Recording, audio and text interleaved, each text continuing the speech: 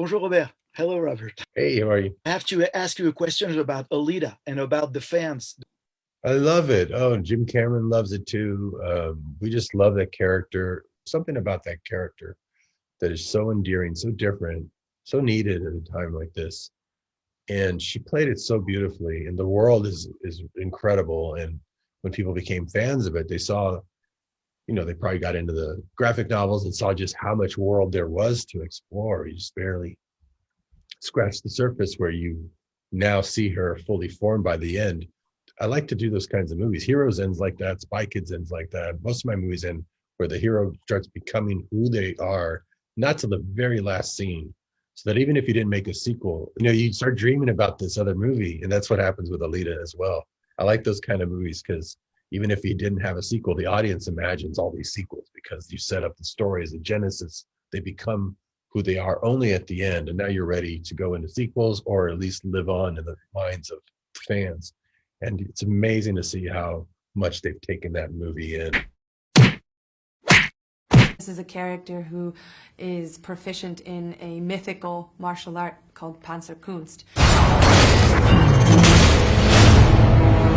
So I needed to really dive in to martial arts, and I trained for 5 months. It was pretty exhaustive work, emotionally and physically. We did a lot of kickboxing to get my endurance up so that I didn't do 2 takes of a kick and then I'm winded. But really what it did was to teach me about determination, awaken my warrior spirit.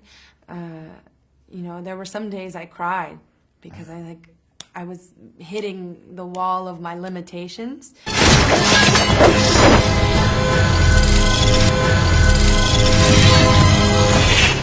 No! No. I have to admit, I rarely see them, but not because I'm, ideologically opposed to. I don't. I just don't. This one I would go and see. No, seriously, because of the qualities that I miss when I go and see a blockbuster. Yeah, occasionally, yeah. Okay, not very well, but he does. He is an excellent chef, but you might know that already. He plays guitar on set? He plays guitar on set. He's quiet. He's very quiet. He doesn't, he's not all over the place doing everything. He is, but he lets you do what he hired you to do. And that's such a great gift for a performer. Superman, who can change the course of mighty rivers. Well, it was because there were early versions of them, and then they needed so much work, the scripts, that I thought, well, if I'm going to put that much work into fixing something, I might as well work on something original. That way I own it. So I did more like Desperado and Spy Kids and things like that I wrote. But most of the times on a big movie, they're spending so much money, the studio is going to be telling you who to cast, how to end it, how to make it. They're going to want their money back, and that's totally understandable. I preferred smaller budgets that I would make look bigger and in exchange for more creative freedom. I'm not going to do anything I wanted. Sin City, black and white, 3 stories, whatever. Mickey Rourke's the lead, I can do anything. I love that. But doing this with Jim, it's different. It wasn't like doing a big studio movie. He was doing a movie for Jim.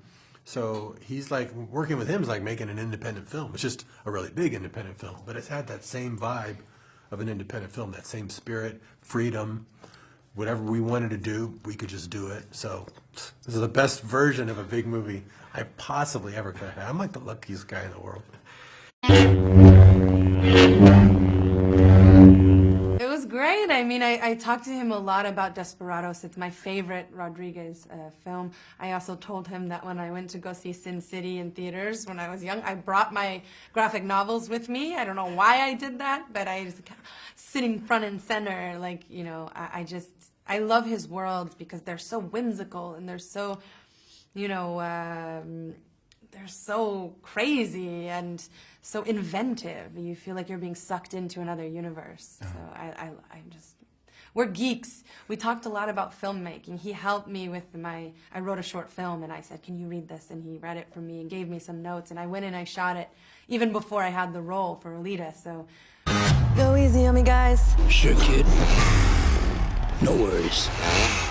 Filmsactu.